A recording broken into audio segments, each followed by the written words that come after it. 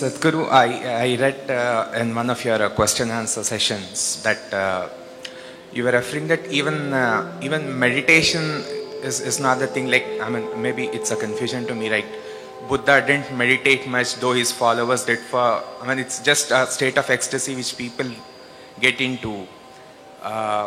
Is it that? Like, of course, I meditate and get the feeling of bliss and ecstasy, and it remains throughout the day. Is that enough for a spiritual journey? I'm a bit confused. It's enough incentive. It's only an incentive. Ecstasy is only an incentive. If it's painful, would you do it? No.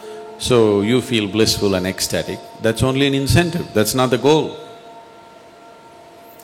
So Buddha was ecstatic? No, Buddha was never ecstatic. Did you ever see him dancing? He just sat like this.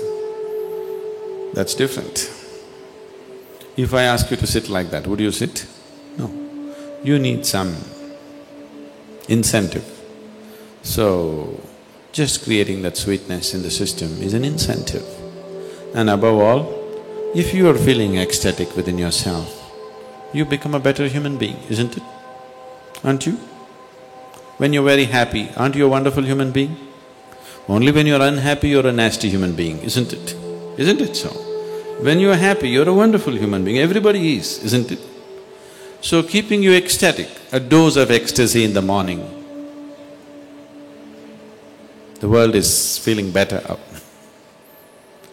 If everybody in Hyderabad started off in an ecstatic way in the morning, Hyderabad would be a wonderful place, isn't it? They start with tension, so it's something else is happening. So ecstasy is not the goal of meditation, it is just an incentive to keep you going, because otherwise you wouldn't go. So what is meditation?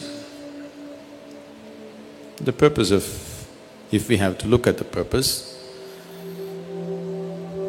if you sit in meditation, slowly it will become like this, your body is here, your mind is out there, what is you is somewhere else.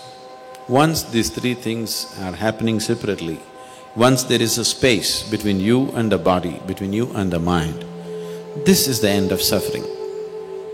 Once the fear of suffering is taken away, only then you will keep your instinct of self-preservation down, otherwise you won't keep it down. As long as the fear of suffering is there, you will not keep the instinct of self-preservation down. The only reason why you are naturally not spiritual is because you have empowered your instinct of self-preservation too much. All the time it is trying to make you like a bubble in the world, separate bubble, not willing to mix with anything. So unless you keep your instinct of self-preservation down, you will not become spiritual in any way. You will not know life as one happening. You will always be an individual, trapped. Have you noticed even in your general life, when you're very happy, you keep your guards down? Isn't it so? When you're unhappy, fully shielded. When you're happy, little down, isn't it? When you're very happy, it's all down. Have you noticed this? So this is the reason why you're willing to be happy only among certain people. Because you don't know how to be just happy and still know where to stop life when it has to be stopped. You are willing to be happy only with 5 people in your life because you think that is the only safe atmosphere where you can be happy, because you have always understood happiness as a certain vulnerability. See, just say you walk on the street and you smile at anybody, they look like this. Why? What's their problem smiling back at you? What are they going to lose? They think if I smile, he may exploit me. How will he exploit you? If he comes to pick your pocket, you can stop him. If he smiles, even a pickpocket smiles at you, why can't you smile at him? What is the problem? Just try today and see, just go out and smile. People who look like this, they're surprised, somebody is making me vulnerable to life.